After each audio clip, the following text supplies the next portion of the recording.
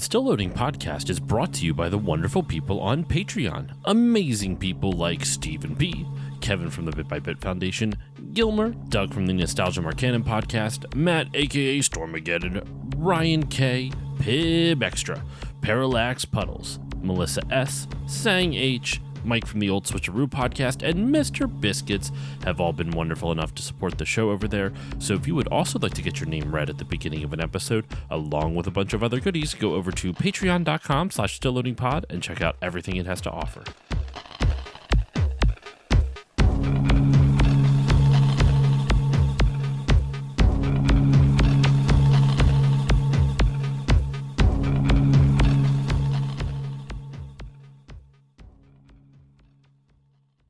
On this episode of Still Loading, we're punching sci-fi Nazis.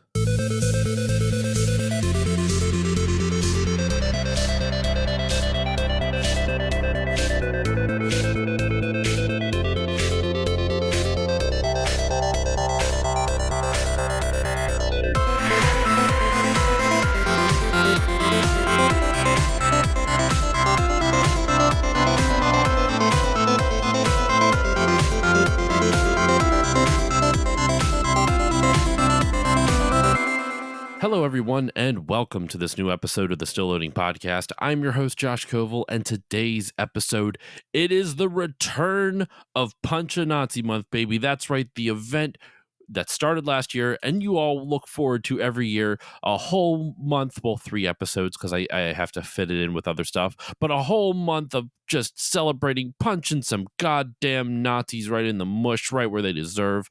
There's nothing better than punching Nazis, so here we are for a whole month to celebrate. And as I did with last year, the Patreon money for this month is going to go to a charity for Punch a Nazi Month. This year, last year I donated to the Trevor Project, which you should all still donate to as well. This year, it's going to be going to Democracy Forward, which is a nonprofit organization. It's a national legal organization that advances democracy and social progress through litigation, policy, public education, and regulatory engagement. Or in simpler terms, everything that's currently happening in the U.S., gesturing broadly at the U.S., this nonprofit has been fighting that through the courts, and they've been winning. So I thought that was appropriate for this month's not sponsor. They don't know anything about me. I thought that was appropriate for donating for this month. So Democracy Forward, go check them out. I will include links in the show notes. But to kick it off, the game we are discussing here, to kick off Punch a Nazi Month this year, Return to Castle Wolfenstein. And joining me, returning from just a few weeks ago and returning from Punch a Nazi Month last year, my good buddy from the Remember 64 podcast, Dave Pietrangelo. Dave, how are you doing today? I am doing fantastic. I'm not someone to pick a fight, but if I were to pick a fight, my fist would be ready for a fight like this. Ready to punch a bunch of goddamn Nazis. That's goddamn right. Nazis. Nazis right in the mush. So, Dave, thank you once again for joining me, my friend. Always a pleasure having you on the show. Let's dive into it, though, man. Like this is going to be fun. I was so excited to play this game just because I've never played this one. Unlike Wolfenstein last year when I covered Wolfenstein 3D, I didn't feel like beating that game because that game's really long. There's over 100 levels and they're all kind of samey. That many? Oh my God, I didn't know that. Somehow there's I a lot of levels. Forgot that fact. That's crazy. I'll double check it to make sure I'm not like spreading the wrong information.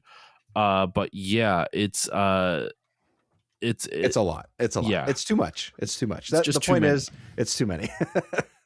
I'm going to the Wolfenstein fandom and just to see, in episode 1 there's 10 floors, in episode 2 there's 9 floors, in episode 3 there's 8 floors, in episode 4 there's another 10 floors. Okay, so there's not 100. I was wrong, but there's 10 floors each, and there's 6 episodes, and so there's 60 levels. That still is a lot. Yep, that's a lot. That is a lot of levels. So no thank you. This was a lot more manageable. and I was excited to play this.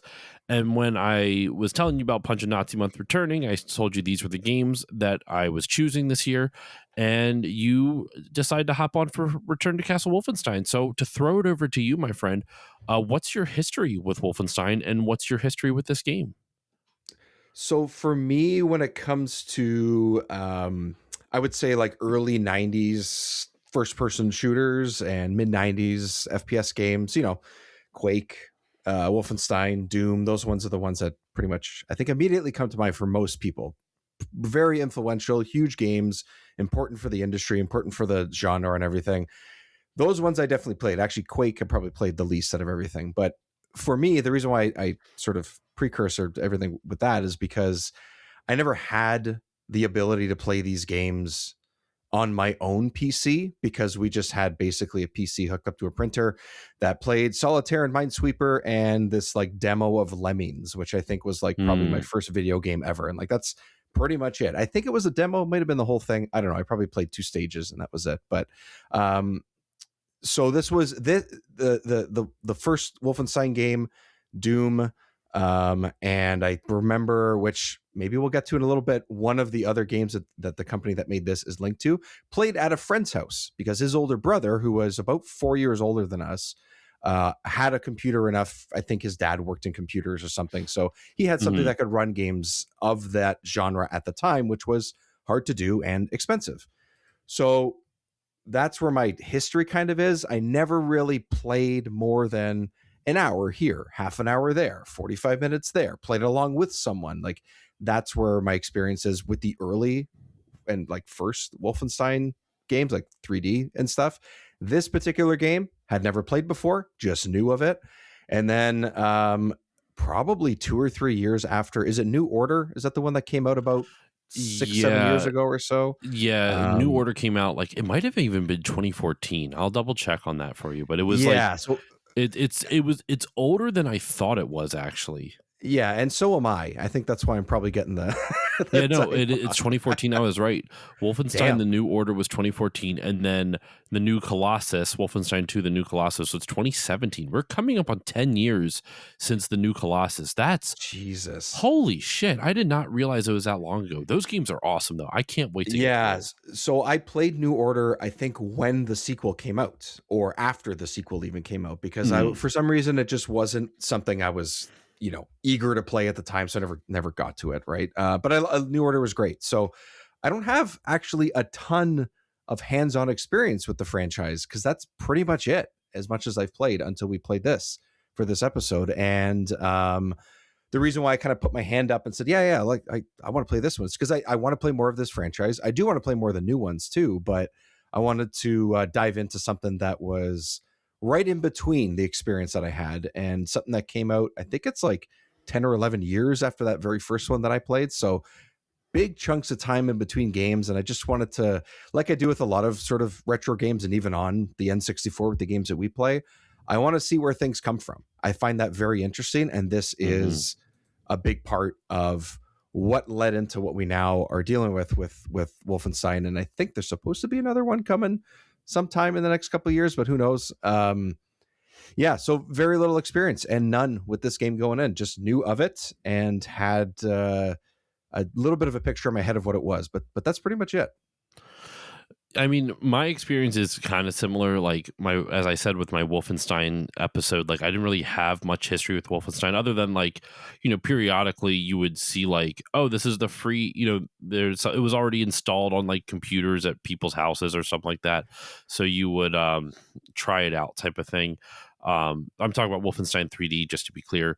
I Yeah. remember playing a little bit of Wolfenstein Enemy Territory, which is the like it's based off of this game, Return to Castle Wolfenstein, and it's a free expansion pack that you can, it's open source too. Like it's just a free multiplayer first person shooter. It's a multiplayer game. It's all Right. multiplayer. So I played with some friends a little bit and that was pretty fun. But that really is the extent of my history with Return to Castle Wolfenstein until I decided to cover it for this episode. And I was really excited to give this game a shot just because I like World War II first person shooters. I also like that Wolfenstein in general isn't just like straight up, like it's not historically accurate. It's, kind of almost like, what if Indiana Jones met Medal of Honor, right? Like there's that That's sci-fi yeah, and the occult yeah. into it as The well. the way that the Nazis are represented or depicted, what they're doing, it's very, very much. I mean, darker in a lot of ways, but Hmm. Indiana Jones is the first thing that came to mind for me too. Like knowing what it was about within the first couple of minutes, I guess you could say, a couple of seconds. I Hmm. was like, oh, this is going like over, even more over the top than what Indy does. Now, I have a question for you. What did you play it on? Yes, so this is something that I definitely wanted to bring up. So I think I came in on one of your streams that when you were playing it a few weeks ago, and I asked what you were playing at because I looked at the stream and I was like, oh, this game looks better than what I'm playing right now. And I wasn't through. You were a little bit. You were like a stage behind me at the time or whatever, so I recognized the environment or something. And so I immediately went to when we were talking about covering this and playing the game. I immediately went to Steam because I have a Steam Deck, and I was like, that's generally where I'm doing most of my gaming these days. And it was $2, so I just said, Hmm. okay, I'm just going to play it on Steam. Um, I tried to play it on Steam Deck, which the reason why I try to do that for pretty much every game at first, whether they work or not, is because I commute a decent amount for work on the train, and I have a Hmm. good 45 minutes to potentially an hour to sit there and play a game pretty much uninterrupted, there and back. And that's pretty good. As long as I'm not tired enough to fall asleep on the train, which sometimes I do, I play something on my Steam Deck. Did not work on there at all. Just completely not optimized for it. And it said that too, but sometimes that's not totally accurate. Yeah. Um, it kind of runs as almost like this shell version of the game. I don't even really know how to say it. On PC though, it ran. It just took a little bit of tweaking in order for it to get running, but it's largely fine. It was released on Steam 10, 12 years ago, something like that. So just good enough. It ran fine at the time, but just getting it going was more of the hassle. And I do think that my version looked a little muddier than from what I saw from the stream that you were playing. The reason I was asking, so I played the good old games version, the GOG version. Right. So I don't know if that version is different than the Steam version. Maybe GOG usually does a pretty good job of making games compatible, so Mm-hmm. that probably helps a lot too. But the reason I was asking, when I was doing research for this, excuse me, what I didn't know was that the console versions had an extra level Yeah. that the PC versions did not. So like when I was looking up the plot for this as a reminder of like what this plot was, even though there's really not much story involved with this, to be honest, like just as a real brief overview, you play as William BJ Blazkowicz, and you are captured. My version of the game began with him captured inside Castle Wolfenstein, and he has to escape. There's a lot of weird cutscenes where it cuts back to like I forget the name, the Office of Secret Actions, the OSA, uh and That it name. keeps cutting back to him, and they keep talking about like the events of like what happened, and they're like, well, if BJ Blazkowicz, if our man there can escape, then we'll have him do this next type of thing. And I'm Yeah. like, how are you getting communication to him? He never goes back to the base. He is constantly just like on the move. So I don't know He's in the how. thick of it the entire time. In the thick of it, Yes. that like the whole game. So it's really weird that they keep referencing like, oh, we're just going to, like tell him to do this next. I'm like, how? What way? You're not like, there's no like, it was really weird. The whole thing about that was Josh, really weird. carrier pigeon, obviously. Yeah, Obviously. that has to Yeah. be it. Um, Wearing the Nazi hat so it could get behind enemy lines as as as a I'm just spy. picturing like a tiny little like pigeon, Yeah. like with a little like mein Führer. A little chin strap, just like a little hat on its head. Oh, that's funny. Oh The man. whole premise of it though is the Nazis, the SS, which Heinrich Himmler, who it was a real person, was also like really obsessed with the cult and stuff like that, like the occult, excuse me, and stuff like that. So they kind of take that in this, and the Nazis in this game plan a special scheme called Operation Resurrection, which is a plan to resurrect Heinrich I, which is also a real person. It was the Duke of Saxony from 912, and the King of East Francia from 919 until his death in 936. I mean, obviously, I don't know much about history, but apparently he was, and according to this game, whether this is actual lore around this king or not, I do not know. I should have done the research for it. Legendary and powerful Saxon warlock king is how he is described on Wikipedia. And basically the premise of the game is the Nazis are trying to take him out or resurrect him, excuse me, and you, BJ Blazkowicz, has to stop him. But the other part of the game is like just learning about these plans. Now you see this early on in the game through cutscenes, like you know what the Nazis are doing pretty early on.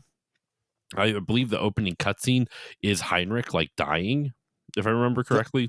The opening cutscene is, it feel like they're trying to replicate like a Warcraft cutscene. It's like it's a pre-rendered cutscene with like a mage and the guy that you're talking about. Like it's so it feels like you're not in the same game. I thought I started a different game. It's so strange because I had no real idea going into this what any of it was about. I just, I assumed, oh, maybe you're captured or going behind enemy lines in some way or whatever, and you're in the castle, like Castle Wolfenstein. No problem. It works for me. That's all I need to know.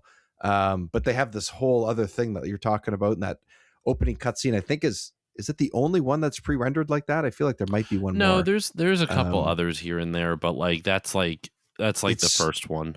It just feels so strange. Like it's not bad, especially for like the time, but doesn't look as good as some of the other stuff that's on, going on at the time. But it also feels like, it honestly felt to me like I was playing a different game, even though I hadn't even played anything yet. I mean, it is weird to like start off a game where you're going to be killing Nazis during World War II and have it like the opening cutscene be basically a Dungeons and Dragons, like movie. Like it's really strange. It is a very hundreds of years before of what you're doing. Like it's wild. And I don't hate it. I love how ridiculous and over the top it is. I really do enjoy that. Yeah. But basically the SS in this game is run by a dude named Wilhelm Death's Head Strasse, whose title is the Oberfuhrer. Apparently that is an actual paramilitary rank. Go figure. Anyway, so he's the one that kind of leads a lot of the experimentations, and you see some of the results of these experiments with like some of the enemies you fight. Specifically, there's like these like almost zombie looking things that have like Tesla balls at the bottom of them, and they zap you, and I freaking hate them. And then you have like the super Nazi things, whatever. I forget what they're exactly called. I'll look those up as well. But they're like super soldiers. They're Ubersoldaten is what they're Ubersoldaten. They're just they're basically like dudes in mech suits for the most, but like they're like grafted into the mech suits. Like it's not like there's just a dude inside a mech suit. Their body has molded with the metal. You know what it reminded me of a little bit? Like the whole like part of the suit kind of thing. In late 2025, Jiggy look back and I played Biofreaks for 64. That was one of the games that was on our list, and that game is a very rough around the edges fighter, has cool ideas, but execution is just not there. Anyways, my point is there's a few of those characters where like the weapons and the things that are on those characters could very much be out of this game, honestly. They'll have a gun that's their arm. They'll have a chainsaw that's the other guy's arm. They'll have these things coming out of their back, but they're all like fused together. And with the way this game looks and the way that Biofreaks looks, I was like, oh, this feels like these could be connected. They're not, but it feels like it could be. And these characters reminded me of that. They're just kind of the sci-fi nature of them, It's yeah. That's honestly the plot of it. Like there's no story to really spoil. You have a lot of cutscenes, which I could not understand a goddamn thing in the cutscenes, dude. I don't know if it's I think part of it is because I was like, when I was playing on stream, I was playing with my speakers on, and my right speaker sometimes gives out. So I think the way they designed the game the way they designed the audio in this game, it's spatial. So like if you're not Yeah. looking at a dude, it's quiet because you're not facing them. The audio is physically not getting to your ears as quickly. So I think maybe because they must do that in like it's not a pre-rendered cutscene, but in like the game engine cutscenes. I guess some of the dudes were on the other side, so I could not understand half the people, and it was really hard to follow. So it made There's a me lot of not yeah. care about the story. Sorry, go ahead. No. Basically, like in your defense with the cutscenes, like it's one of those things where they want to give you a lot of information. Like you said earlier, it is about a lot of it does explain either what you just did, what you're about to do as the main character, and some reasons as to why that situation is happening. So how are they communicating with them? Who knows? Why they have all this information and how? Who knows? It's basically tons of exposition Hmm. is what it is.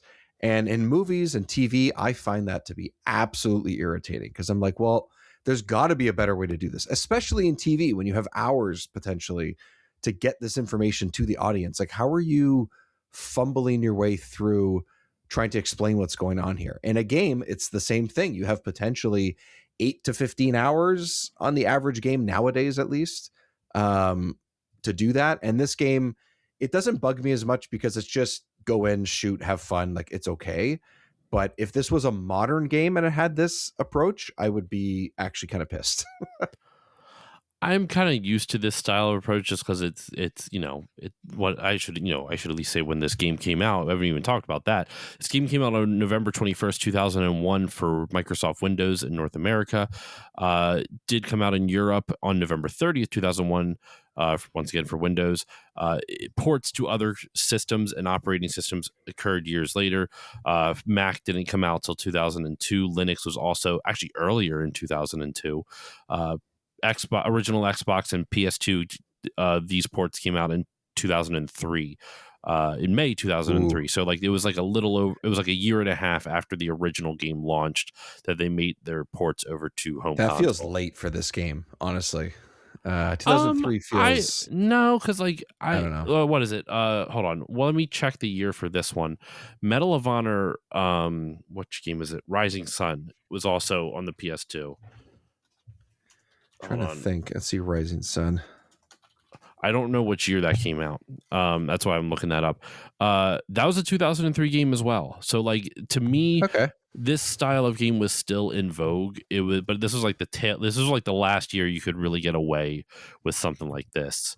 Right. Um, I would say like 2001 was like the peak of this style of genre, right when this came out. Um, like because then Halo came out in 2001 as well and kind of started changing to like what we knew first person shooters to be for a while. Also Call of Duty came out shortly after, like the original World War II Call of Duty, which also kind of changed a lot of things, but that's neither here nor there, at least for right now. um some quick fun facts though about this. I didn't have a whole lot that I could find on this one. I found like I just found a whole bunch of like videos like from excuse me. I did find a behind the scenes like little mini documentary, like this is the making of Return to Castle Wolfenstein. And it Right. really didn't have too much, like it was all just kind of like stuff that we're going to be talking about in terms of visuals and gameplay. There wasn't any like this is why we chose this. This is why we chose that. There wasn't any like interesting decision tidbits. It's all just kind of marketing. Um, the game, though, was developed by Grey Matter Studios, which was formed from the remnants of Zatrix Entertainment. I don't know if I'm pronouncing that, or at I Zatrix. I'm not sure. I think so. Yeah, that's how I would say it anyway. They were the developers of Redneck Rampage, which I've actually seen in person before. Like I remember seeing. Yes, that is the game I was referring to earlier because that's one of the games that I played at my friend's It's place. rated pretty highly too, man. Like It people say it's rated surprisingly high. I don't know if it holds. I doubt it holds up in a lot of ways. Probably not. But it's essentially, yeah, it's like, if you were to think of, oh, how do you have think of an over the top redneck representation in the mid 90s in like Beavis and Butthead, for example. Take a redneck Beavis and Butthead give them guns and let them run around and shoot things. That's what that game is. And that's my recollection of it. And I remember playing that game. And then I remember playing this game, the other Wolfenstein games and Doom and things like that at the same time. And I just realized last week that this game is linked to Redneck Rampage. Yep. Linked to Redneck Rampage of all things. When developing it, the game designers described it as World War II meets X-Files, which definitely is also said Medal of Honor meets oh my gosh, Medal of Honor meets Indiana Jones. I think World War II meets X-Files is also a very great description of this for sure. What was interesting though, I was mentioning how that behind the scenes video was not that interesting. What was the most interesting part about it was that when they're talking about, we were looking at real life references for inspiration and stuff like that, all the stuff that you see in a lot of these making of videos. The one dude is sitting at a chair and on a chair in front of a table, and on the table it's just filled with ammo chains and 50 cal machine guns, and I'm like, my God, man, you are really compensating here. Like, what the fuck? Like, this is a making of mini documentary. You don't need to show all these different guns on the table. Like, it's really weird to me. That feels like a really classic late 90s, early 2000s. You can't just talk about the game. You have to have props because props are cool and the bullet chains are edgy, and that's what that reads to me is that. And whether that's the way it should be or not can be argued, but I feel like that's prop placement. Whether it's the people filming it or the actual guy behind the desk, like that feels so 2000 or 1999, whenever that was shot, While developing it, Gray Matter had a lot of hands-on input from id. Id created the original Wolfenstein 3D game. Obviously they did Doom and Quake and stuff like that, but id provided feedback on their research, their animation, their art. And while they were not apparently too involved in the core gameplay design, they did input a lot to help kind of keep the theme coherent, to kind of make it feel Wolfenstein, that kind of thing. The one last bit from the making of documentary, I thought it was kind of funny. They had a tagline to advertise the game. I thought it was a little insensitive. I understand why. It's okay. It's maybe, I'm overselling it. It's the advertising tagline was "The Blitzkrieg begins this Christmas," which I just found weird. Funny, but weird for some reason. It just, I get it. I know how are the two related? Blitzkrieg is was the whole German war strategy at the beginning of World War II. That's how they invaded Poland and a whole bunch of other stuff. It was a specific war battle strategy. So I get it. You're fighting Nazis, so you mentioned Blitzkrieg. I get it, but I don't know. It just sounded just weird to me. It probably not necessarily in poor taste, but it is also not I don't know. It just for some reason it just stuck out to me. It's just odd, an odd choice, and I don't know why, because it fits, but at the same time I'm kind of it's. I don't know. I get it's the couldn't there be something else? I get what you mean. Something is off about it, and I can't put my finger on it. Yeah, it's not. You're right. It's not this super insensitive, at least from my perspective, anyway. Super insensitive thing to sort of make that kind of, especially at that time. That's the thing, is a lot of gaming advertisement, no matter what kind of game it was just overly sexualized, overly over the top. That went on for 15 years probably. Gaming magazine ads that everybody can probably just pull up and see right now. That's what that screams to me. That particular phrase is well, we got to put this on a magazine ad. We have to have something that's going to grab someone's eyes.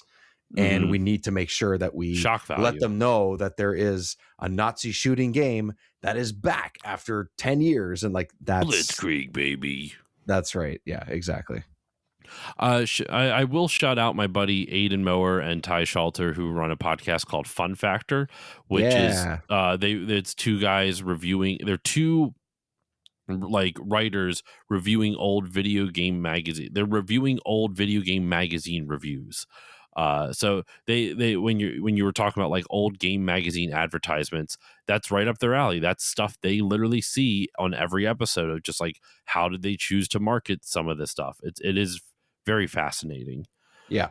Um, in terms of stuff within the game itself, though, I'm going to read this directly from Wikipedia. This is actually from GameSpot, from an article in GameSpot. In addition to the original game levels, and this is why I also asked you which version you were playing. I mentioned before how the console version had more levels. Yep. So this is in regards to the home console version. In addition to the original game levels that will be included, a new set of levels that will make up a prologue to the main game is being added. The prologue is set in Egypt and follows the first meeting between BJ Blazkowicz and Agent One. There will also be some new content in the form of new enemies, power-ups, secret areas, and gameplay features. You'll find 3 new enemies in the game.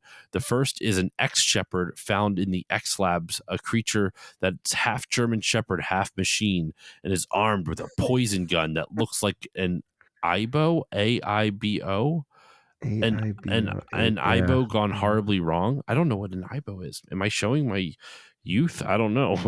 Ibo. Ibo's the name of a robotic dog right now. It's a product line apparently. I don't know. I will, you know what? Keep going. I'm gonna look this That up. maybe that's what it is. I let me see, when did the first Aibo come out? You know, that's the question here. It was introduced in May 1999. Oh, so So perfect timing then, yeah. that feels about right for that. Okay, there we go. Honestly, the description of that enemy sounds like a nightmare. No, thank you.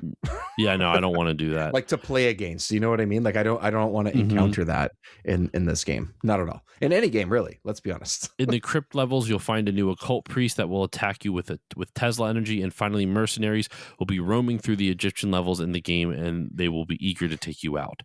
The prologue pretty much just has they have it listed as the plot on Wikipedia, where it says in 1943, assigned to the Office of Secret Actions from the military, U.S. Army Ranger William B.J. Blazkowicz and British operative Agent One are sent to Egypt to investigate the activity of the German SS Paranormal Division. The duo finds themselves witness to the SS releasing an ancient curse around the dig site, resurrecting scores of zombies from their slumber. Pushing through the mummies and Nazis, BJ and Agent One are led to an airfield and a location to follow. As they tail the SS, the two are shot down near Austria and captured by the Nazis, and they are imprisoned in Castle Wolfenstein, a remote medieval castle that serves as a stronghold for the prison. That is where we started in our game. We were Right. captured in Wolfenstein, so that whole first little section was not in our version. It was not in the Right. original. It's kind of PC at all. it's actually explained kind of in that exposition sort of in-game cutscene to start the game. Is they maybe they don't get into the details of the explanation you just gave, but that's basically what they say. Is they got shot down, they're captured. What are they gonna do? And then boom, and then you start playing from there, essentially. So, and definitely that description that you just gave feels like Indiana Jones, but now there's zombies. That's what that feels like for sure. And that makes a lot more sense now because I couldn't hear anything, and like I said in the cutscenes, so I'm like, oh, so this is how he's captured. That's why they Oh, know gotcha. how did they know he was in Castle Wolfenstein? How that makes sense Yeah, because right. they knew where he was shot down at. So all of this makes significantly more sense. The last bit of fun facts that I have, in speaking of the castle itself, the titular Castle Wolfenstein, supernatural elements were inspired by Wewelsburg. I don't know if I pronounced that correctly. It's Wewelsburg, which was a castle used by Heinrich Himmler and is associated with the cult. Heinrich Himmler and associated with occult rituals and practices. So they based Castle Wolfenstein off of a real life thing where Heinrich Himmler would do like, weird shit, probably some real fucked up shit, not just, Yeah. I don't want to know. and the game was made with the Quake 3 engine, excuse me. Right. And that's all I had for like just some fun facts here and there. Let's get into the gameplay though, Dave. We've been already going like 30 some odd minutes. So we should probably talk about, what this game it does, cuz like it is a standard first person shooter, but how does this game kind of separate itself? Like to me, like old school first person shooters, you what separates them from like other games is very dependent on like level design, weapons, and enemy types. Like that's really where it comes down to, because Yeah. like the Yeah. standard gameplay mechanics are the same, right? You are control left or strafe left, strafe right, excuse me, strafe right. Oh my god, I can't speak. Move forward, move backward, Easy look for you to around. say. Yeah, I know, right? And shoot some motherfuckers. That's it's a That's classic yeah. FPS Maybe there's a formula. lean left and right. Like there's Which like there is in little this, and things. I never Yeah. use. I never use that in almost any game. I don't know why. No. No. Um, so like that's like really kind of like what it that's like the your core mechanics. But I would say where Castle Wolfenstein at least stands out is the level design is really good. They do a great job of mixing up like linear levels along with I'm specifically like I have a long play on in the background right now of mission Yeah. 2, the dark secret, where you're walking through town, like you've escaped Castle Wolfenstein and you're walking through the town on the outskirts of Castle Hmm. Wolf, or that Castle Wolfenstein is just outside of. And it's very big and very open, and there's lots of places for you to explore, but it still feels small enough that it's not like overwhelming. And that's something that like can get to me after a while. Like if there's too many places to explore, then I'm afraid of missing something.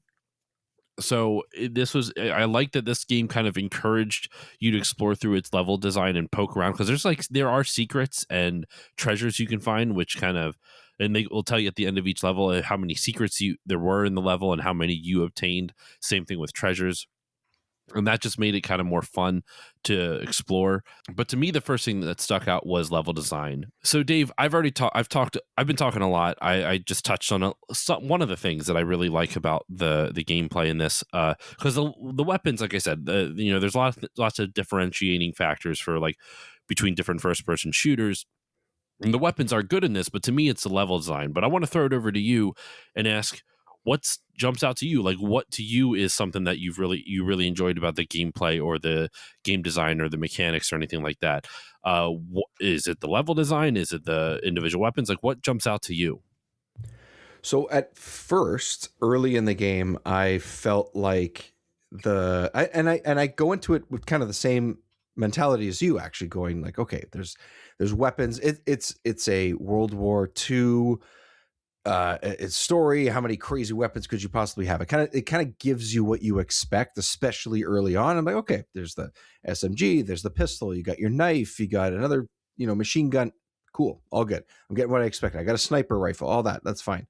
And at first, the level design felt somewhat basic, which is not necessarily a bad thing. I play a lot of games now where it's like I want to be in the story, in the experience that this is crafted for me, and I don't necessarily want to play a whole lot of open world games. One, because it takes a lot of time and I just don't have it anymore in the same way, and two, I need something a little bit more concise. Just, I don't know, my attention span, my time. I have to, not that open world games don't value my time, but I need to sort of pick and choose, and that's kind of where I go. So I thought, okay, this is gonna be one of those games, but the level design actually gets a little bit more complex, not in a bad way. I actually think it gets better a couple stages in and really started to impress me. And for the most part, it's linear. Like you said, things do open up from time to time, but it doesn't open up too much, because with an FPS game, I find if things open up too much, then you just feel more lost than if you were to play in third person. I don't know why that is.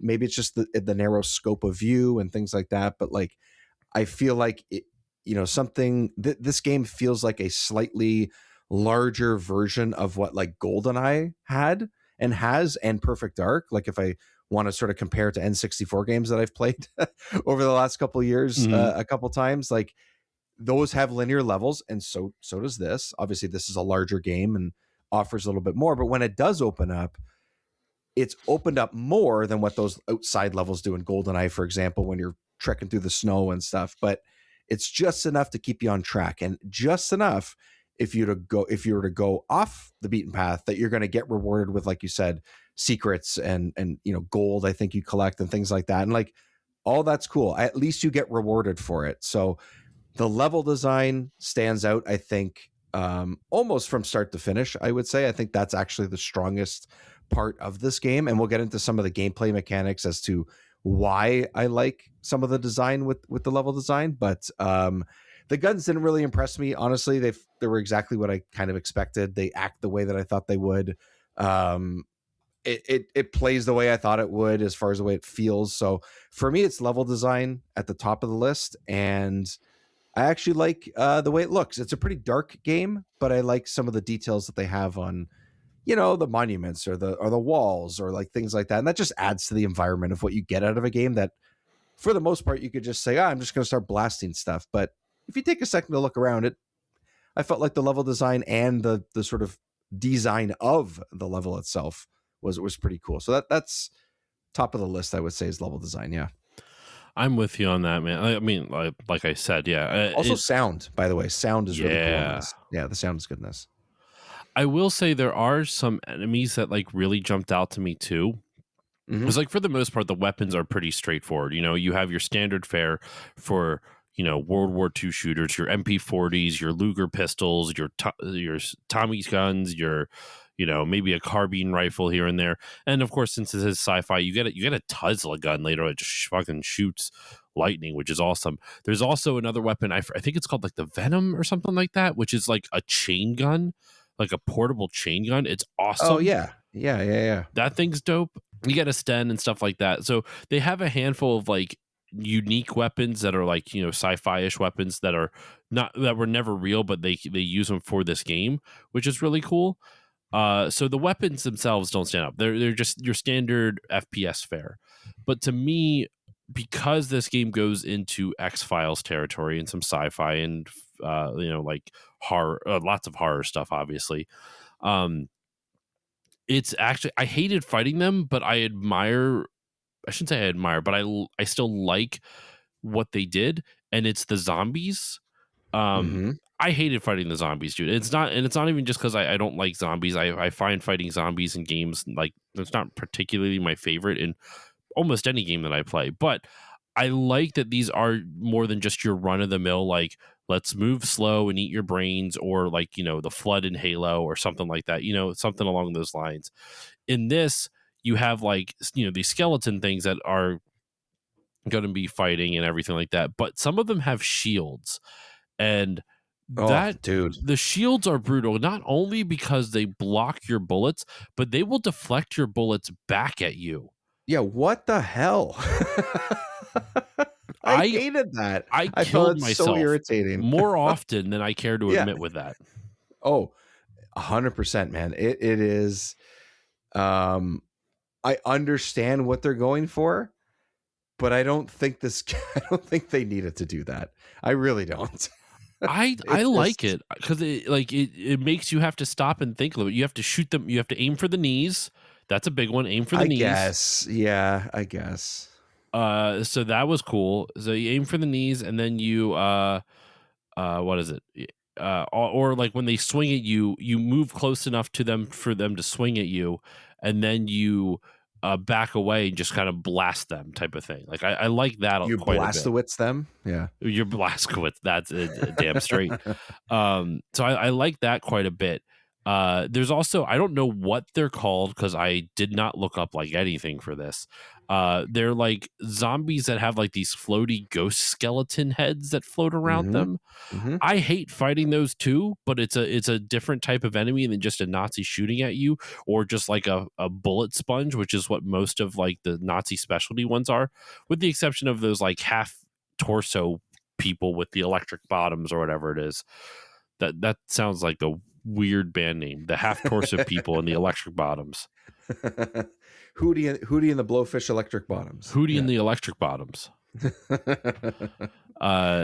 So the thing is, like, I think I don't disagree that enemies like this are actually kind of necessary in these games, because as far as the way things are in the first bit, I don't think actually this game puts its best foot forward as far as the core gameplay goes, or really with the level design. The first hour, 90 minutes, let's say, in a game that's not exceptionally long enough, but not exceptionally long.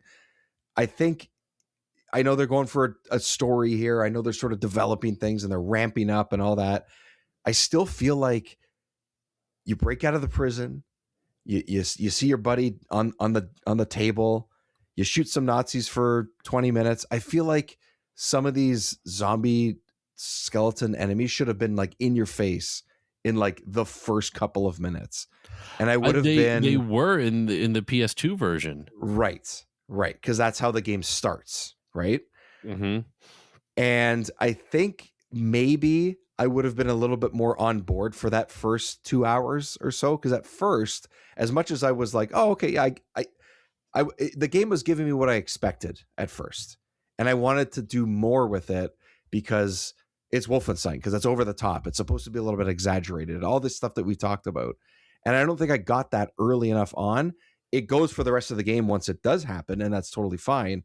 But I felt that first little bit to be much more standard than I would have liked, if that makes sense. Interesting, because I didn't have that feeling at all. I liked how the game began. I liked that it kind of started out a little bit stealthy and slow, and then by the second mission, you're like, "Oh fuck, this is what's happening." I liked that build up to it quite a bit, Yeah, actually. and that's totally fair. And I do think that maybe that's probably smarter. This is me being impatient. Maybe that's all it was. It's just me being an impatient You're entitled dad. to your opinion, man. You don't have to. No, but still, but I understand why the design is there, and you're right. It does ramp up, and then once it does, it keeps going. And I was like, yeah, I'm on board. That's totally fine. I almost half expected to like get out of the prison cell and have a mutated Nazi zombie in my face right away, almost. And maybe that's just the incorrect expectations that I had. If that makes sense. No, that makes sense. Yeah, like I could see. I don't know. I guess the reason it didn't bother me is because I just always hated fighting the zombies. So like the longer I could push it off, the happier I was. Right. Especially because like there's some later on that like just like there's a you fight like it's not when you fight Heinrich the First. It's like somebody else. I forget what it is. But it's no, it is. I forget. There's a couple of bosses in here that I'm trying to remember what it was, but because like the final area, I'm trying to remember. Oh yeah, because you do have to fight Heinrich the First, kind of towards the. Is it the very end of? Yeah, it is the end of the game. I'm sorry. It's the end. Yeah, Yeah. the end. Sorry, because I was trying to remember. There's a section where you fight 3 of those Uber soldiers, and that's the second to last mission. And then midway through the game, you have a big fight with another boss, which I want to say is at the end of mission 4, if I remember correctly. I don't remember the number, but that sounds right. That sounds right. Yeah. I'm trying to remember, or maybe it's at the end of 2. It's at the end of 2. I'm sorry. Yeah, at the end of Dark Secret, because there's a giant. You're in the ruins of a church, and there is just this like monstrosity just running across and like spawning enemies like crazy. That was super challenging because that thing kept running, and it had those dudes who like bring like ghosts out and shit. And the ghosts, like, you have to just keep running, otherwise they will get you. It's tough. Yeah, it is a I enjoyed it, but it is a little bit of a pain in the ass too. And if with that guy too, like if you get too far away from him, like the ghosts will actually come after you. Yes. Too. Like I hate the ghosts. Like they do a lot of damage to you.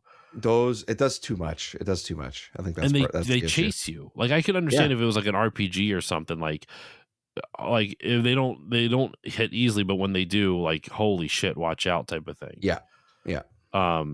So I was not a fan of that for sure, but I will say I do like how this game paces out its boss fights. Like they don't make every single mission a boss fight, and when they do have a boss fight, as much as they are damage sponges, because how else do you do a boss fight in a first person shooter? Your Yeah. enemies, your Yeah. boss has to be a damage sponge. Otherwise, you just kind of end up with like a trial, which like I think of like BioShock Infinite, where there's no really like final boss per se, but there's a final challenge.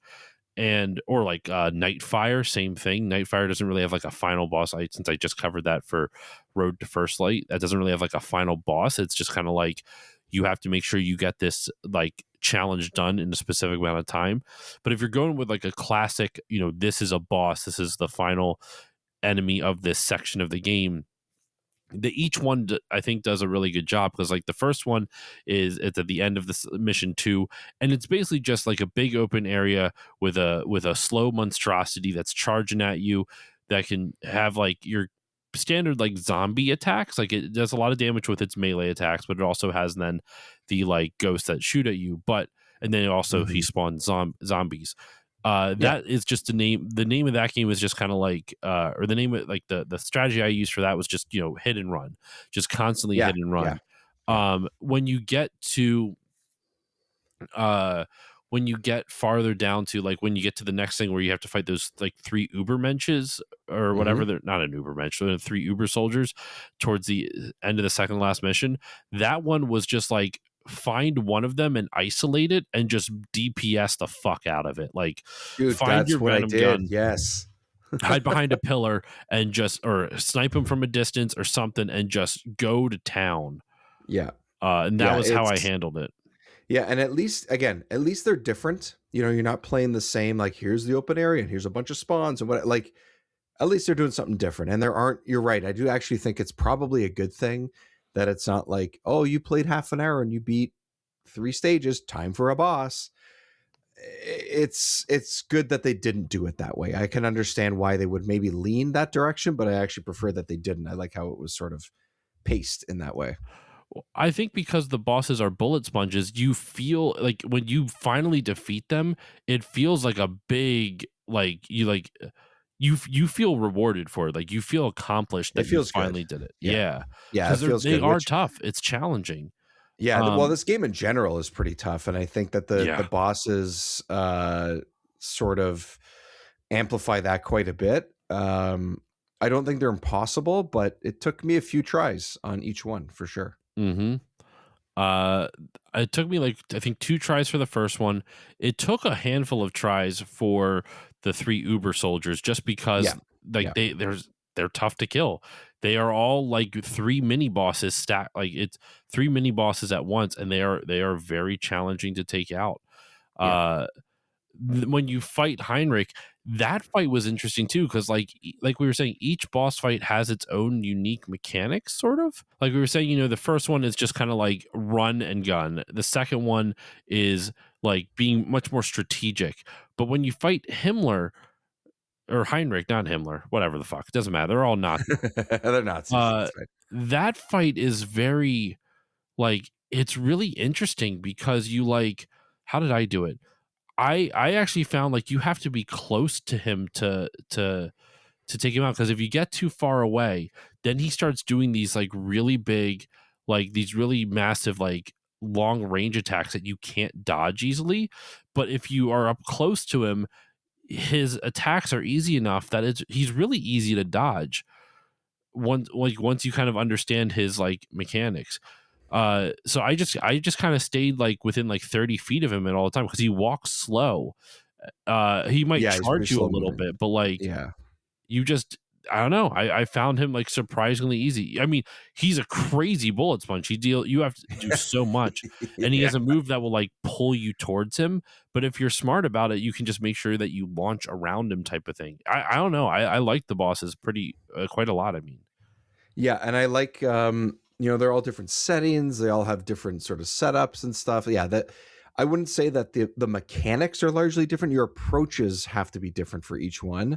And if you can't necessarily create completely different mechanics based on weapons or potentially grunts around that boss, which do change, sure, then why not make your approach pretty much you're forced to have a different approach. And that's again similar to good level design. That's good boss design, boss mechanics, I guess you could call it. Mhm. Yeah, in a way, it's level design, right? Because you are in sort of an open space, and you need to find a way to take out your bullet sponge enemy, but it has to be slightly different than the last one. So, I I, think that's good. I agree. I think it's just the reason I'm like so focused on it is because it'd be so easy to make all three bosses feel the same when they're all bullet sponges. Exactly, exactly. I think that's Yes, what's that's right. impressive is that Yep. it would be so easy to make them all feel the same. Now, I will Well, say with my last bit on the final boss thing, I conserved the Tesla gun ammo a lot for that. I don't know about you, because the Tesla gun you could attack multiple enemies at once. So yeah, like when he chains. would Yeah. spawn bad guys and they're trying to attack you, it was great because I could like go get close to him, do damage to him and do damage to the other guys, and the Tesla gun wouldn't deflect off the shield. So like it was great, man. I loved it. Yeah, I don't know if I was specifically saving up for it sort of thing, but when I was like flipping through my weapons and I got to it, I was like, "Yep, this is a real solid go-to. I'm going to use this for the exact reason that you just laid out." Hmm.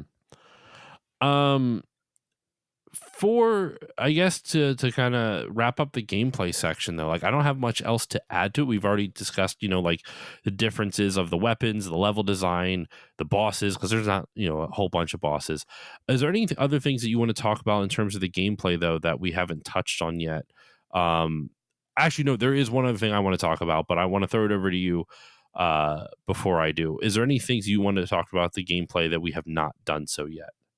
I feel like there might be something else, but something that I had in my mind earlier today when I was thinking about the game was, and this is something that I realized the second the game started, and it's silly. It's nothing impactful. So you and others and listeners can feel free to laugh, but the way that this guy uses the knife, which you almost never use, is hilarious. And this is so classic I'm gonna stab late you. I'm gonna 90s, stab early you. That's what he looks 2000s. like. Yeah. Just like he just like speed demon with the thing. He just, at least for me, maybe it was something with the way the controls worked on me, but the way he holds it is like right out in front of him, like he's some sort of cartoon character. Yep.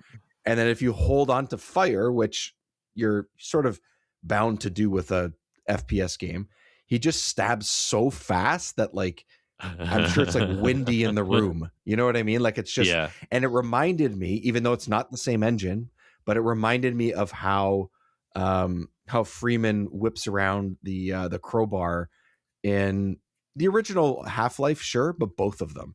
You hold onto Mhm. onto fire, regardless of what platform you're playing on, and he kind of just whips that thing around like it's nothing, like it's a piece of paper. And that's what he does with this knife. It just goes, and it's great. It's so funny.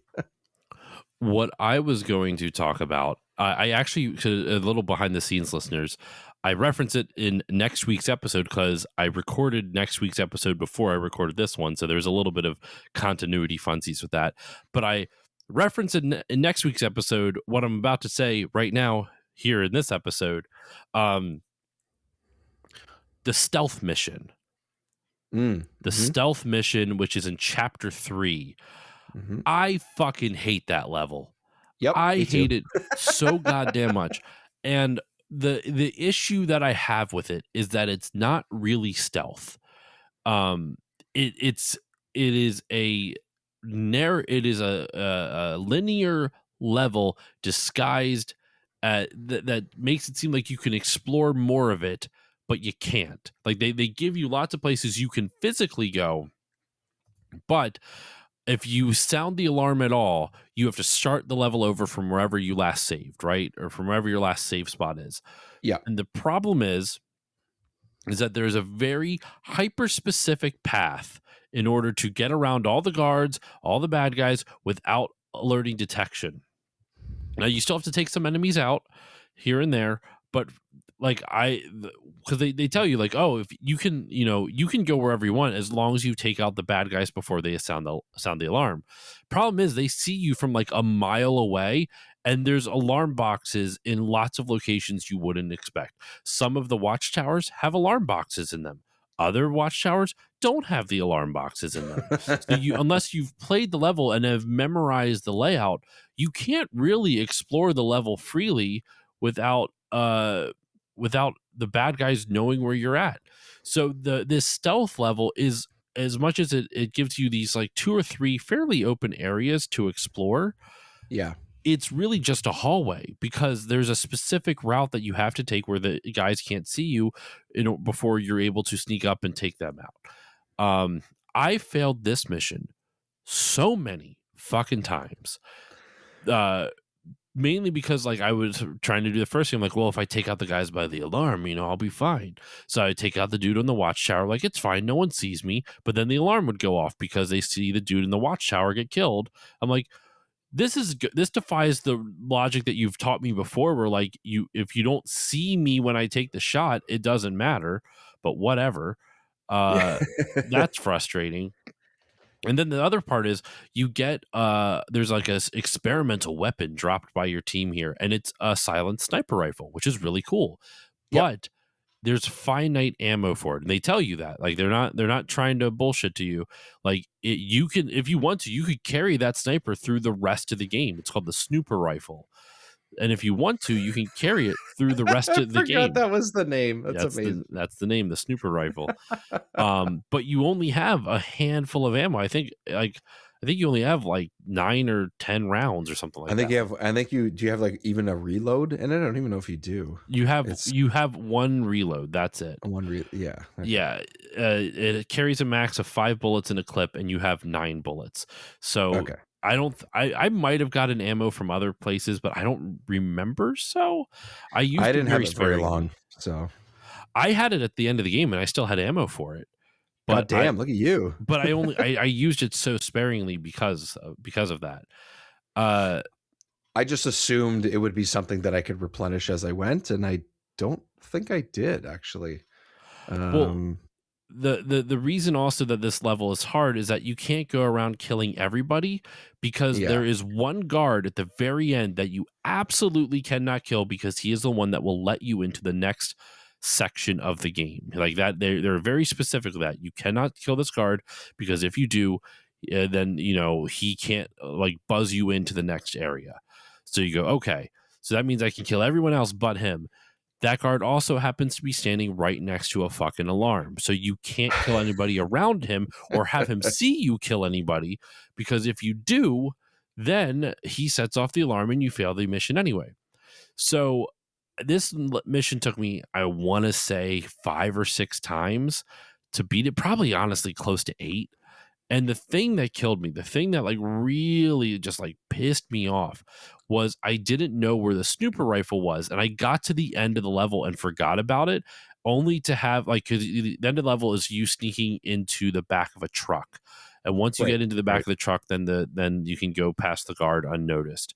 I made it into the back of the truck, and they're like, "Hey, all your objectives are not complete." I went, "What?"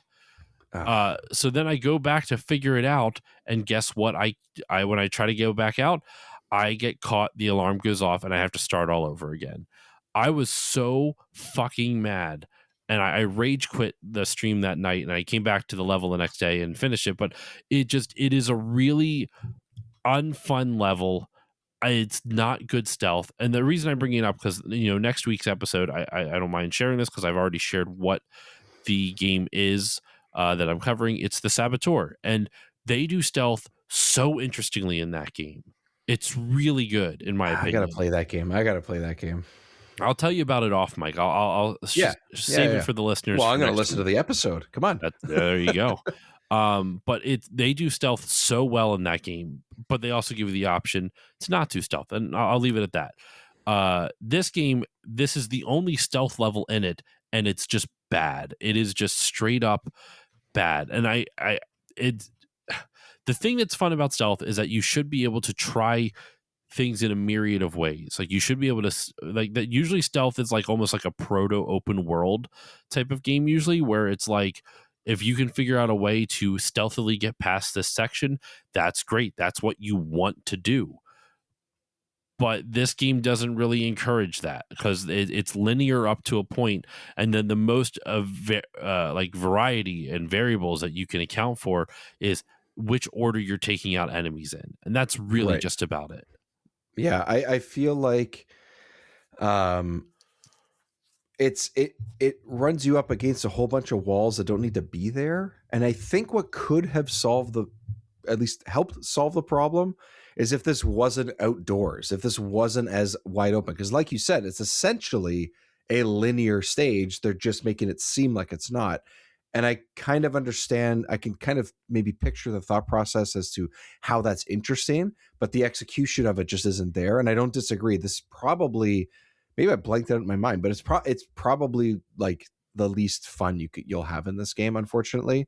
But I feel like if it was the first level or the first piece of the first level, that first sort of half hour, 20 minutes, and you absolutely had to be stealth, it would make sense in the context of what your character is stuck in at the time. And you don't have to worry about, going off the path too far to set off an alarm, or going off the path too far to get sniped, or trip something that's going to make you restart. Like, it would make sense for the context of the game and just make it less irritating, and just give me an open space to shoot bad guys, shoot Nazis, punch Nazis. Like, what's wrong with that? I'm doing that for the rest of the game. Why do I have to limit myself in this specific spot? And yes, they set it up as to why you're sneaking in this area and whatever, but the execution just is not there through all the reasons that you explained.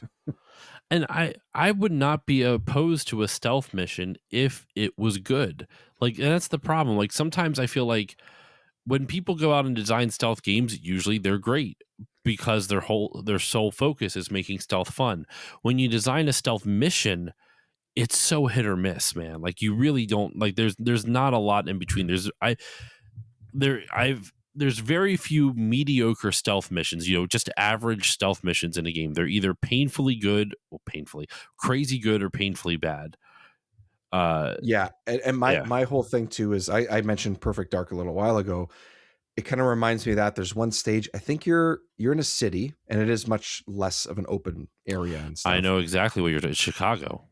Is it Chicago? Yeah, that's what Chicago. That's what I was going to say, but I didn't want to say the wrong city. I mean, we just spoke to your Remember 64 co-host Jiggy 2 weeks ago.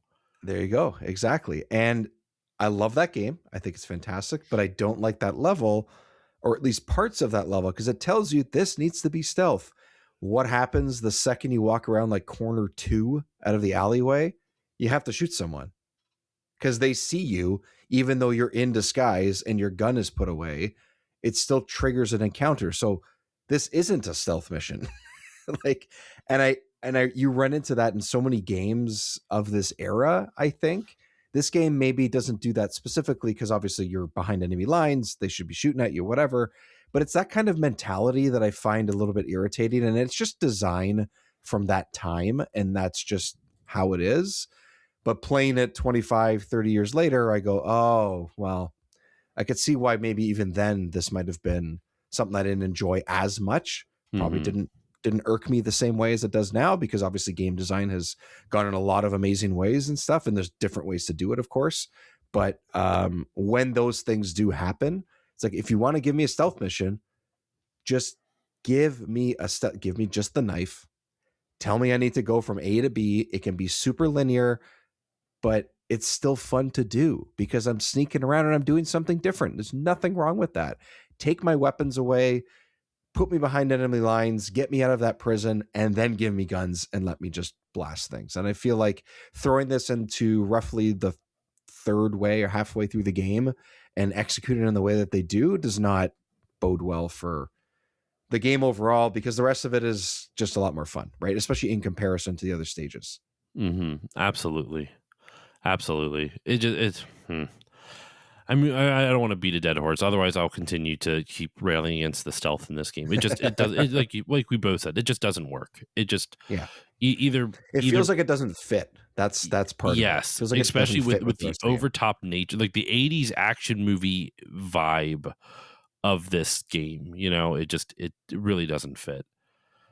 So I think we can move on to the aesthetic of the game, visuals, music, all that good stuff.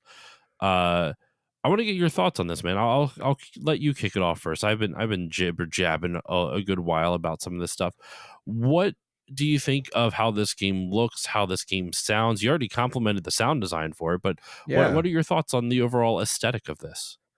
Yeah, I think I think the version that I played, like I said, I think yours looked a little bit sharper around the edges kind of thing, but I wasn't disappointed with the game, the way the game looked. I kind of expected it around this time. It looked the way I expected and it was fine. The voice acting and like the the cutscenes and the in-engine cutscenes are fine. Hmm. It's 25 years ago. It is what it is, and that's okay. They don't overstay their welcome, so it's fine. Yep. The game could look a little samey. It's very dark. It's very drab, but that's kind of the settings that you're in for the most part. A little too dark at times for me, but that's just me and my old eyes, I guess. But yeah, I wasn't blown away by any visuals, but I wasn't disappointed either. But yeah, like for me, honestly, through the whole package, as far as presentation goes, the sound design was really cool. I kind of have this like nostalgic love for when like bullets careen off of the walls and old Hmm. games. There's something they just sound and feel different than they do in modern games, and there's something about that. It could be in Halo, it could be in this game, it could be in other games of this genre. Like it's just that ping or the something exploding, the way that explosions sound when a grenade goes off or something else explodes in the background. Like it's just there's something about what the fidelity of the sound that they had to bring out of the engines that they were using, that it sort of feels more dirty almost, but not cheap. And this Hmm. game kind of feels Hmm. that way. And I just feel like whether it's small voice lines from enemies, whether it's the bullets going off, the guns, the flamethrower, the things like that stuff just feels right to me and exactly what I would have wanted. And that's the part of the presentation is for me, it's the level design and it's the sound. Those are the things at the top of the list for me in this game in general. And yeah, that's where they sit. For me, like, it's honestly for in terms of visuals, I love these visuals. I'm a sucker for this style of like, I love older graphics. Obviously, I grew up with them, but Yeah, also yeah. just like the enemy design, like the visual design of the enemies, like how they design the zombies and the supernatural Yes. elements are really cool. I really enjoy that quite a bit. The over like there's a lot of variety to the levels in terms of like visuals, because it's very easy just to go to do stuff in like Nazi bases, right? Which is Yeah. just going to, excuse me, which is just going to be, concrete walls, gray slabs everywhere. That's pretty much what you can expect to get in a lot of them. So it can be kind of boring with that, but there's enough variety in each of the levels that you never really feel that. Um, I also think, like you were saying, I like the sound design quite a bit. I like the sound design. I like how the I like the music overall, though I can't really say much about it. It feels very atmospheric, which is Mm-hmm. once again Yep. not a bad thing, but just kind of it's there. Uh, yeah, I just think it's a good looking game, especially I already mentioned the supernatural elements, but when you fight the bosses, the boss designs are really fun, and then the Uber soldiers are really fun. Like it just looks really cool. It does a great job of meeting that World War II / X-Files crossover like really well. Um, even but though I will say they do sexualize some of the female characters in weird ways I was not expecting. Like there's a whole group of like Yeah. Nazi female assassins that are basically just women in like skin tight suits and just Yeah. making Yeah. sexy moans every time they get shot. It's really Yeah. weird. It's so I don't know. I don't know what like. It's just the time. It's just when this game is made. I don't know. I Yeah. don't have any other way to explain it. Nope, that's pretty much. I mean, dude, when they summon the final boss, the woman's wearing a bikini. Like she's wearing Yes. like she's in the Yes. middle of like this demonic ritual, and she's in a fucking bikini. It's yeah. I mean, it's 2001. Game industry was and still is very dominated by men, so I'm not surprised by it. Yeah. Disappointed, not surprised. Um, Yeah, so like it's a good looking game for 2001. It still holds up pretty well in my opinion. Like you could totally make the argument this is like a throwback. Like people, there's probably indie devs making throwback games that have visuals like this, which I'm Yep. all for. Uh, yeah, it looks good. It's a great marriage of that World War II sci-fi X-Files aesthetic, and I like it. I like it a lot. Yeah. The last thing I'll add about the enemy design, the character design and stuff is that you're right. I do like the design of, especially when you get to the supernatural parts of it and stuff. I think one of the reasons why I mentioned earlier, where I was like, oh, I just want more of the crazy stuff early, like right away, Hmm. kind of thing, is like maybe a little bit less. That we're kind of getting into the generation of games here where it was slightly less critical, but still is important, especially in a first person shooter. Is that it's not just the design and the actual art style of an enemy itself, but it's their silhouette. And when their Hmm. silhouette is different and you see them from, like, silhouette by, I mean, the shape of them essentially, right? Is that, which determines their hitbox and things like that in a fighting game, in shooters, things like that. All that stuff comes into play as far as developing and design and all that. With this, if you've seen that enemy a couple times, you're like, oh, that's the shape of that character. I know where I need to shoot it. If it has a shield, I know how to approach that enemy. If it looks like this from a distance, like, what am I expecting? One of the reasons why I like the sort of the supernatural zombie skeleton type approaches is that, like, they're all pretty different for the most part, not across the board, but for the most part.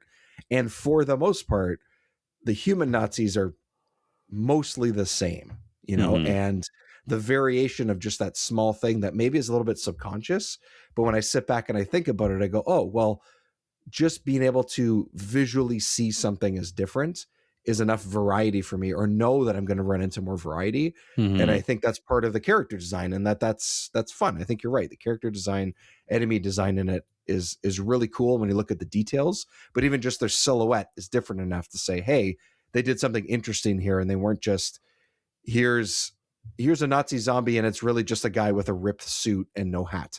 Like, Yeah. they did something a lot different, and that goes a lot way in of making just the game look good, sound cool, and then just make those elements of the gameplay more varied. And something that's not visually based or audio or auditorially based that I think still adds to the aesthetic though, like the overall like vibe and feeling of the game. And it's Yeah, yeah, yeah, yeah. I reference this in like almost every old school FPS episode I do. I love the era of FPSs of empty hallways. What I mean by that is after you take out all the bad guys, you can run around the whole level and just explore it. And there's if it's an M-rated game or it has the processing power, it has the computing power, there's just bodies all over the floor, like just just dead bodies everywhere. But it's Yeah. this bizarre, it sounds weird when saying it when you're talking about there's dead bodies on the floor, but it's bizarrely peaceful. It's like it's I don't know how else to describe it. I don't know if it's just It's nostalgia talking, but it's bizarrely peaceful. I know exactly what you're saying. So I don't know exactly what the word is, but it's the calm after the storm as opposed to before. Absolutely. And I don't know, I miss that era of just like almost like zenness after murder in a video game. Sorry, I'm It sounds I like such a psychopath. Like, I it's know, just right? Listeners, I'm also sick, so like I can't laugh without going into a coughing fit right now. I'll laugh for you. It's okay. It's all good. It's but yeah, it does sound psycho. Like the way I'm describing, especially in this game, like when I'm playing Medal of Honor, it doesn't feel psycho because the bodies disappear. You're also it's a lot more historical, so it feels a lot more Right, right. like just like this is war, like what do you expect type of thing. But in like Wolfenstein it feels much more psychotic. It's I don't know why, but it's also much more violent than Medal of Honor. Yeah, yeah. But yeah, I don't really have too much else to go into on this one. Dave, are you ready to wrap this one up with some final thoughts?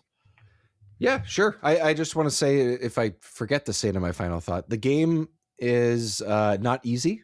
There's No. elements of it that we talked about Yeah. but the saving grace, and I don't know if this was in the base game, which it really could be, because in this era this was something that you could do, but you can save at any point, and I think that, at least in my version you could. I don't know if you could in yours. I can't remember.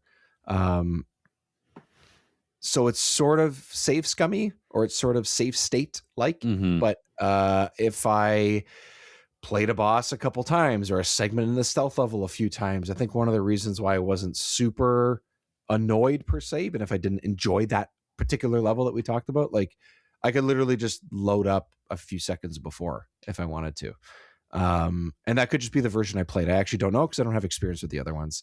And I recommend doing that if you get the chance, because certain points you may feel like you want to rage quit, and no one loves doing that. You want to enjoy yourself because there's a lot to enjoy here. So just keep that in mind. And before we go into final thoughts, it does remind me of something you just said, like in terms of the difficulty. I mean, Yeah. this game, what I found to like make it work is like in order to survive on the harder difficulties, like I'm talking about medium and up, because medium was challenging for me. Like it was really Yeah, that's what I challenging. played it on. Yeah. You have to. How can I put this? It sounds very obvious, but it's less obvious than you think. Like you have to be the first one to react in this game in order to be good, in order to do well in it.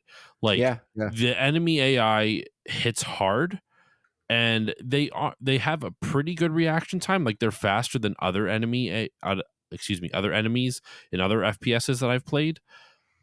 But like if you can get to the point where like you can see enemies and react quicker than the enemy AI can, which is possible. I was doing it, and trust me, I'm not like a god gamer or anything.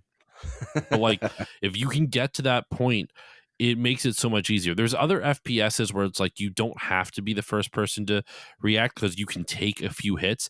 This game you really cannot take hits. Like you can, like you have more health than you have a decent amount of health, I should say, but a few hits, like you could be at full health, and if you get hit like 3 times, and I'm assuming maybe it's even location based on the damage, because there's a couple times like I would get shot by soldiers and be fine, and then be other times I get shot by soldiers the same amount and I would lose like 2/3 of my health.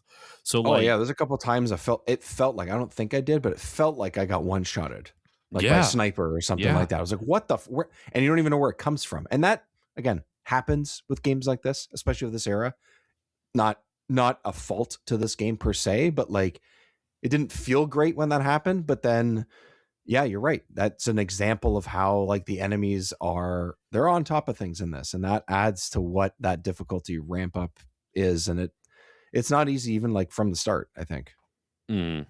And it like I haven't recorded this episode yet, but I in the last episode of Punch and Nazi Month this year, Medal of Honor Allied Assault, the like you were saying where you get shot and you don't know where it's coming from. This game does have a few stealth mission or not stealth, sorry, sniper missions. And I will say the sniper missions in this are better than Medal of Honor. Medal of Honor, Okay. I was raging pretty hard at. I'll spare my thoughts for that episode. But yeah, like as much as this game is really challenging, I actually find it pretty fair overall. Like I never really felt Yeah. like Yeah. stuff was unfair with the exception of the stealth level. And we already, railed against that for a while now. So Yeah. As far as the enemy reaction, as far as how you have to approach the enemies, it doesn't feel like they're just trying to cheat you. And that could easily happen with a game like this. And maybe it does in the hardest difficulty. I don't know. But yeah, I'm with you. yeah. All right. Well, let's get into final thoughts then, Dave. I'll start off first, and I'll give you, my guest, the final say on this one. I had a really good time with this. I thought it was really fun. If you are a fan of first person shooters, uh, it's worth trying, especially if, like I said, if you're a fan of FPSs. If you are just a fan of punching Nazis, obviously this game is worth your while. It's a good first person shooter, man. It's a really solid ass FPS. I really enjoyed my time with it. I was glad I finally was able to check it off my backlog for this one, because it's been a game I've been meaning to play for a bit, and I'm happy I finally get to. Yeah, I just it's a good game. It's a really well designed FPS with a lot of level variety. Which is saying something, because the weapons don't change all that much, but the game never feels stale. Like they do a great job of changing things up just enough to make it fun and engaging. So yeah, I really enjoyed this. Highly recommended. If you haven't played it, it is worth a shot. Dave, throwing it over to you. Your final thoughts. Yep, I think it's. I don't dislike this game, but I'm not as like, whoa, this is. I'm like half a bar below your enthusiasm for it, mainly just because I felt like I was. I don't know. I don't know what it is. I can't quite put my finger on it. We've been talking about it here and there, but I do think that is an interesting game. I think it's worth playing, and I do think that there's a lot of fun to be had, especially if you want to shoot some really crazy, wild Nazi ideas. I think it's got a lot of personality in that. Like I said, great sound design for that alone. If you have any kind of nostalgia that I was sort of describing before, like you might not even know that you have it, but when you hear it in games like this, it pings that part of your brain. I don't know why that's so high on my list, but and like you said too, the level design variety is there. It's really cool. The game still looks pretty good. It still plays pretty much probably the way you expect, and I mean, it's your worth a character shot. runs at the speed of sound, which is very early right. 2000s. That's right. It very much is that way. Yeah. And I think what's also interesting too, aside from even mostly anything that we've talked about so far, is if you want to see what revived this franchise, it's this game, because this came out so long after Wolfenstein 3D that Yeah. this was the one that kicked off the quote unquote modern versions of what Wolfenstein is. And like we talked about earlier, carried on for another 15 years after this, potentially even further. This was that first one, and this is where the ideas came from. And it's really, really cool to see that alone. It's a little bit of a history lesson. And if you're too worried about, I don't know if I'm going to like it, I'm not sure, you're going to find it for like a couple bucks. It is 100% worth that. No question about it. Well, what's interesting about it too, this like original Wolfenstein 3D, sorry, original Wolfenstein in terms of first person shooters came out Right. in 92. The original Wolfenstein games came out in 1981 and 1984. Yeah. For like the Apple IIs and stuff like that. Those are very different games. Those are like action adventure side scrolling type of things. Yes. Yes. But in terms of the first person shooter, you had like a 9-year gap between Wolfenstein 3D and this. And then between this and the next mainline entry, you have an 8-year gap because Wolfenstein Enemy Territory was an add-on to this that was free. Then there's Wolfenstein RPG, which was like a mobile RPG game from id. And then Wolfenstein from 2009, developed by Raven Software, which I'll probably be covering at some point on Punch a Nazi Month. Maybe next year, who knows? If I continue doing one Wolfenstein and one Medal of Honor game every year, we'll find out. But then after that, there's a 5-year gap, and you have Wolfenstein: The New Order, which, I mean, it's been 7 years since the last Wolfenstein game, which was Wolfenstein Youngblood and Wolfenstein Cyberpilot. Have not played either of those, but like between 2014 and 2019, there was 5 games. There were 2 mainline entries and a bunch of like kind of Side quests. expansions and side quests and stuff like that. So yeah, but what's interesting is that as much as this kind of kicked off the formula that we know it as now, it really didn't. It kind of sat dormant. There was really only one mainline entry between this and then Wolfenstein New Order, and that's a 13. I didn't realize that. I thought there was another one in between. Either way, like there's literally one in between Wolfenstein. That's crazy. I thought there was. Yeah, I thought there was it feels one. like there would be more, but no. Yeah, and who knows? There should have Hopefully been. there'll be a new one soon. There should have been. What? Sorry. And so let's be honest. There should have been. This is worth a more an earlier follow up. Like it's a good game. It's a good game. People should give it a shot. It's a good game. Absolutely.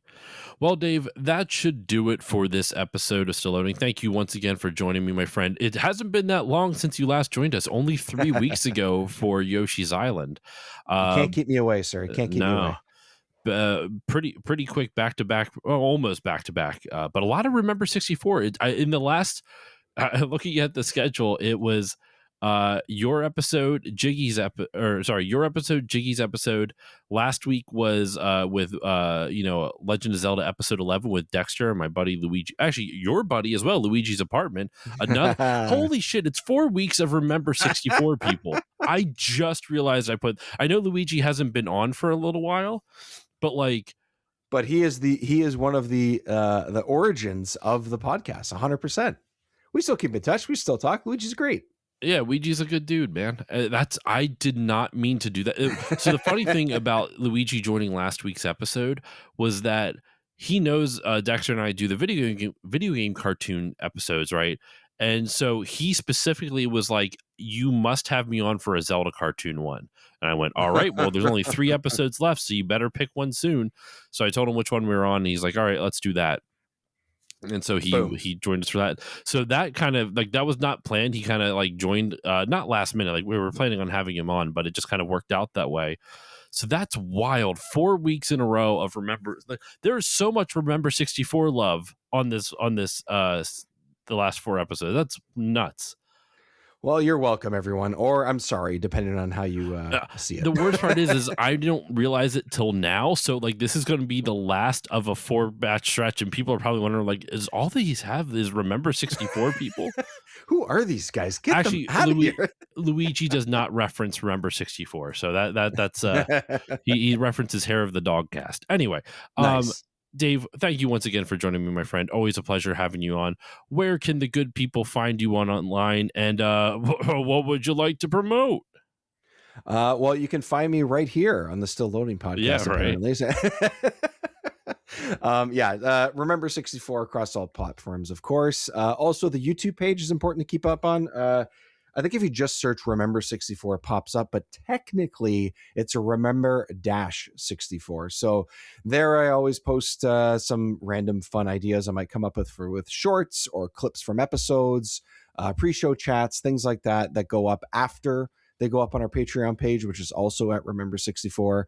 And those are the two places you'll be able to watch and listen to all our episodes. We also do live recordings of our episodes as many times as we can. Most episodes now at this point are recorded live.